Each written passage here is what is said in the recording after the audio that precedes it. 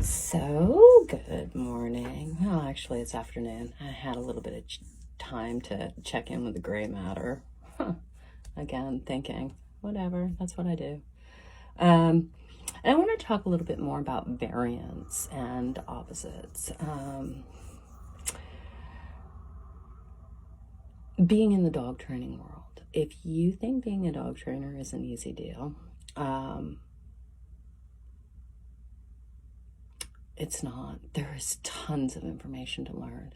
We've got words like positive reinforcement, negative reinforcement, positive punishment, negative punishment. Those are not what they sound like they are either. So that gets a little confusing. We've got counter conditioning, desensitizing, conditioned emotional responses, and the list goes on and on and on. We've got luring, we've got shaping. So anyways, there's tons and tons of stuff to know, and there's tons and tons of stuff to figure out how to navigate and when to navigate. And then there's another thing that you end up throwing into the mix is each dog is an individual and they're coming at you from a different place. So you have to be able to kind of assess the dog and the dog's language.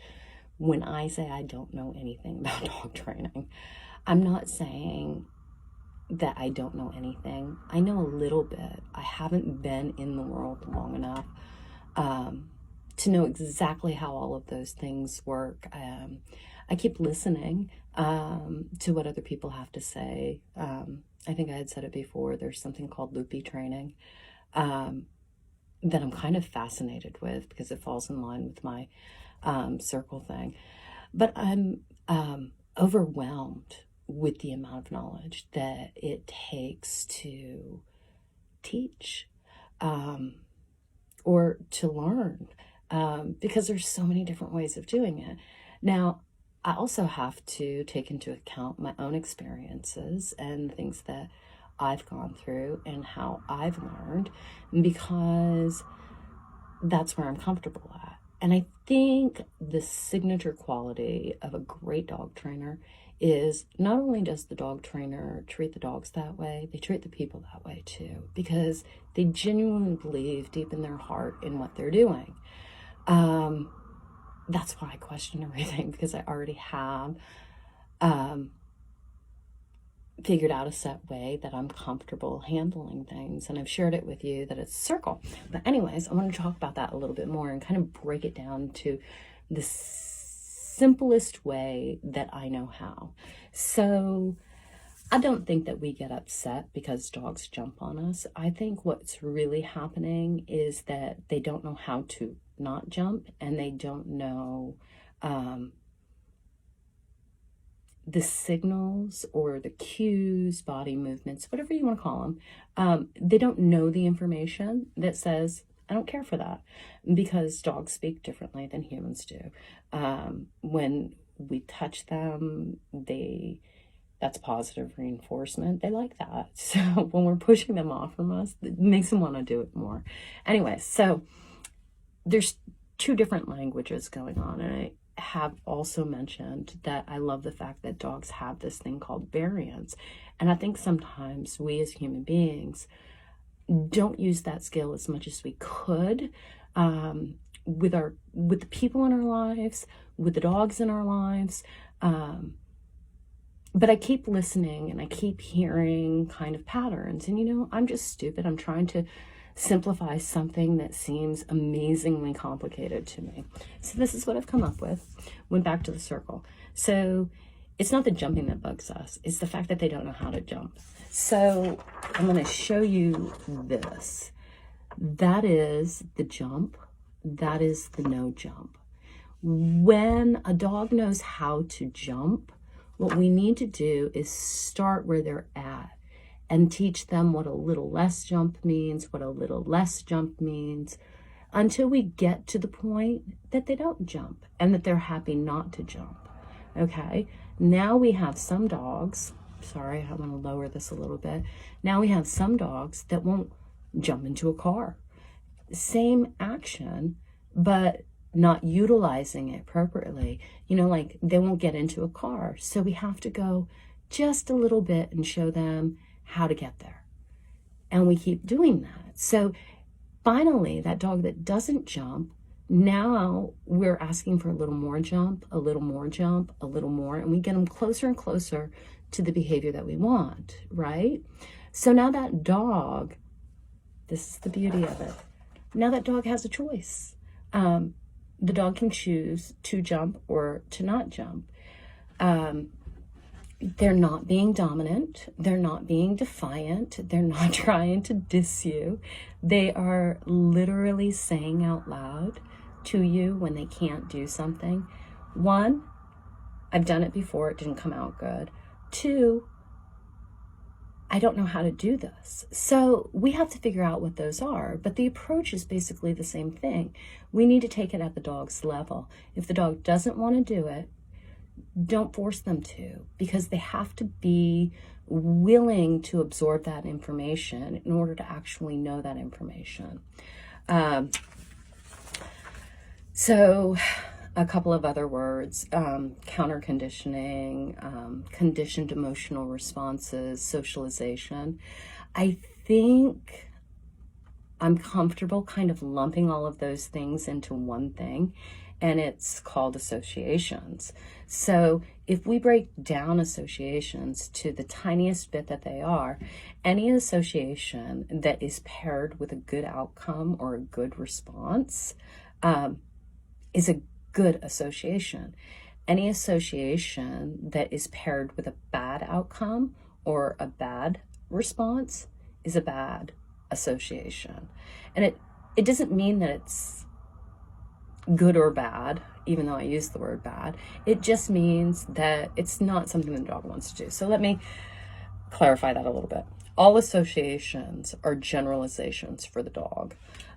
If you pair all your associations with good outcomes, then they will present curiosity, knowledge, and desire in the dog. That's the attitude that you have the potential of attaining.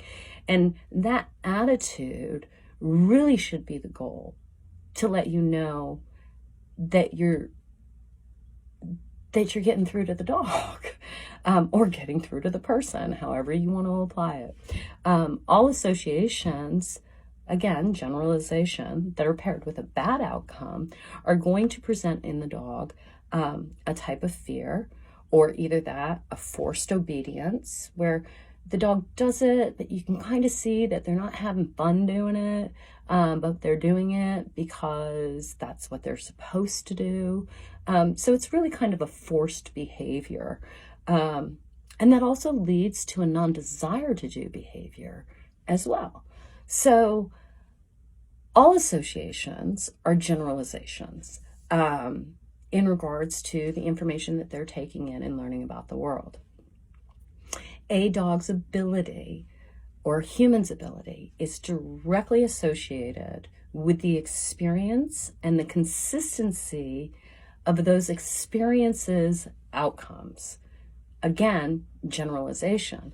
But the other thing about those experiences is repetition. Dogs dig repetition.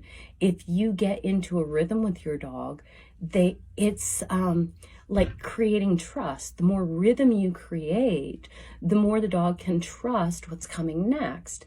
And the more they trust, the more they relax, and the more they're capable of doing it. And not only that, they have this kind of sense of pride. I see it in my own dog, where she kind of gets excited about doing it because she knows how to do it. And that is the positive reinforcement that they get from working with us. So there's that. If your dog is not, so no dog is free to make a choice until they learn both sides of whatever behavior it is that you're teaching them. If you are teaching them to jump into a car, then they have to know how to not jump, and they're not jumping where they're at. So that's okay. It's not a bad thing. We shouldn't say no to them not jumping into the car. All we need to do is encourage and inspire them step by step on what gets them to jump into the car. once they jump into the car and they can do that consistently, and dog trainers I believe they call it fluency, when a dog can do a behavior consistently over and over again. That is when the dog knows it has a choice, and that the choices are based on its abilities, not just one ability. It's not just the dog that knows how to jump, and it's not just the dog that doesn't know how to jump, or doesn't jump, I should say. They have a choice. There's a freedom inside of them that happens that actually allows them to relax and be able to enjoy themselves. Only when they are capable of Okay, so no dog is free to make a choice until they have the knowledge of how to do both. So the first thing that we need to teach is how, and both sides of how, not just bark and don't bark, not just bark, but we also have to encourage the not bark too. And we need to let the dog know in some way, shape, or form that what they're doing is okay. That makes it positive all the way around. So only when they're capable of that, only when they have that ability of knowing how to do both of them, that is the only time when we're capable of when, where, and how much they choose.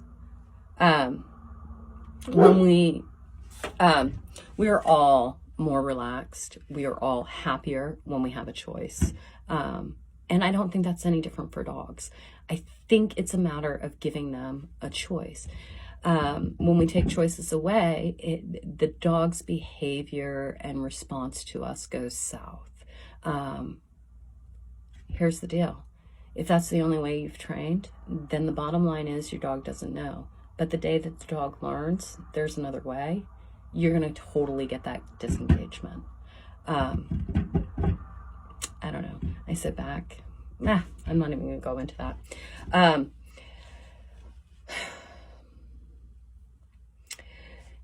When we make the choice for ourselves, that's when we're making independent choices. So it's not about behavior. It's about the ability to make choices freely and making good choices that are beneficial to us. So I think if I had to break down where I'm going and what I'm doing, I'm sticking with my circle. I like it. I'm in love with the dog's ability to utilize variance, and I definitely want to do it. I want to stay completely on top of making sure that all of my dog's associations are good associations. And when she's doing something that I don't like, I think I actually want to start breaking that behavior down slower. And sometimes it's really hard, like my dog eats poop and the first thing I do is I'm like, no. But maybe what I need to do is, and this will sound nuts, but I'm going there. Maybe what I need to do is present her with the poop, and instead of me forcing my no on her, letting her make a choice between that and me giving her positive reinforcement for not choosing that. Because she already knows that. I just don't think that I've been really good at teaching her how to choose not to do that. By making it a positive experience and by getting her into a frame of mind where she wants to, where she's confident, where she's relaxed, and she's okay letting it go, that it's not a big deal to her. Anyways, that's me trying to break down dog training as simple as I can. And I think that's a really good place for me to start. I've already been going, but it's taken me a long time to process a lot of the information because I'm not sure 100% how I feel with it. So now I have a focus. Oh, and that was the other thing too. 3 reasons, well, more than 3. If your dog's not listening to you, this could be some of the reasons why. They don't know how to do both, meaning if your dog keeps jumping on people, they probably don't know how to not jump. So you can get angry and you can make it a negative reinforcement for the dog, and that's just going to disengage that dog from wanting to learn. Or you can just teach them slowly to take that jump and to simmer down a bit. We don't have to clump it. We don't have to push them to not do the jumping all at once. We can manage it, and that's effective. I absolutely believe in that, where we stop the behavior as quickly as possible, and then we teach them positive rewards on the good stuff that they're learning. The other reason they may not be listening to you is the negative reinforcement is destroying their curiosity and their desire to want to learn about it. So who's responsible for that? We are. Maybe we're not meeting the dog where the dog is at, meaning what is the dog doing that we don't like? And can we accept that dog for what that dog is doing in that moment? Whether we like it or not, can we share with the dog that they're safe and that it's okay, that you want them to be curious about it, that you're not going to come in and barge through and make them automatically change really quickly into what you want.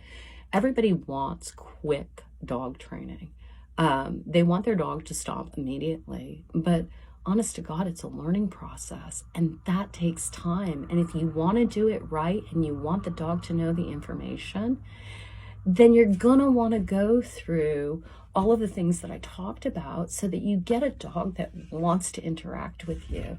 I mean, isn't that why we have dogs? Because they make us feel wonderful. That oxytocin, I think that's the right way to say it, just goes through the roof when we're with our dog. They make us feel better. They're so easy to love. So anyways, so that basically we can't just expect too much from them. We can't expect them to understand what we know is inappropriate about their behavior. We have to take the behavior where it's at and break it down slowly, which means we need to slow our variance level down so that the dog understands it. And just do this again. So that's the jump. We're going to go to less jump, a little less jump, a little less jump, a little less jump, and until we get to no jump. Guess what? Eventually, that circle gets smaller. We don't have to do the less, and less. We don't have to teach that. Once the dog knows to go from jump to no jump, it goes quickly. And that's where they actually kind of become as one. The dog actually knows how to do what they're supposed to do in the environment that they're in to do it. And that's what creates calmness, and that's what creates confidence and a lack of insecurity. It's all good stuff. The other thing that's important, let's just focus on one thing at a time. Let's not try to teach the dog about distance and duration. Let's just work on one thing at a time. So that the dog can be really solid and really confident in that behavior. All dogs are different. You may not have to go as slow with some. Some are they pick it up really quick. Some dogs, they don't know what's going on. It just takes a little bit more time to get them to where they're going. Or the other thing is they know what they know so well that it's hard to introduce something new. So that takes time. And you go a little bit if the dog is showing that it's not listening to you, you go back to what the dog knows. And then you try again. And then you go back to what it knows. And then you try again. And you just keep consistently going forward. Even if you have to go back, forward, forward, back, whatever. Whatever the dog tells you, you will know it by how well he does it or she does it. Yeah. So if they don't know it, stop, back up, and go slower. Keep moving forward, but be okay going back. to where the dog's comfortable, because we're ultimately not teaching a behavior. We're teaching curiosity and desire and willingness to want to communicate. And what a better way to do that through encouragement and inspiration and being accepting of where the dog is at the moment. All dogs are different. So that's kind of a simple way of looking at it, so that, you know, when somebody says, oh, well, I do this, well, you know what? Maybe that works for that dog. And that's great. Or if somebody says, I do this, well, maybe that works for that dog. And that's great. Take in the information and use it as you want to. Like I said, and I say it with everything, it's just my opinion. Just me. I'm nobody. Nobody important. I'm important to me. I'm paying attention. I'm trying to. Don't know it all. Still learning. I hope I'm always that way. But I think it's really important to go slowly with things that people don't know. It's not about knowing it or not knowing it. It's about the process of how you know how you don't know something and how you get to knowing it. And yeah, like I said, I'm a fan of the circle. I like the circle. It's worked for me in my own life. I don't know. And I want to use it on dogs. And I think I'm on track because I'm listening to people and I keep hearing a repetition. I keep hearing a pattern. And yeah, I don't know. Crazy. Me. Yeah, crazy. Stupid. Me. That's it. Doodles. Love ya.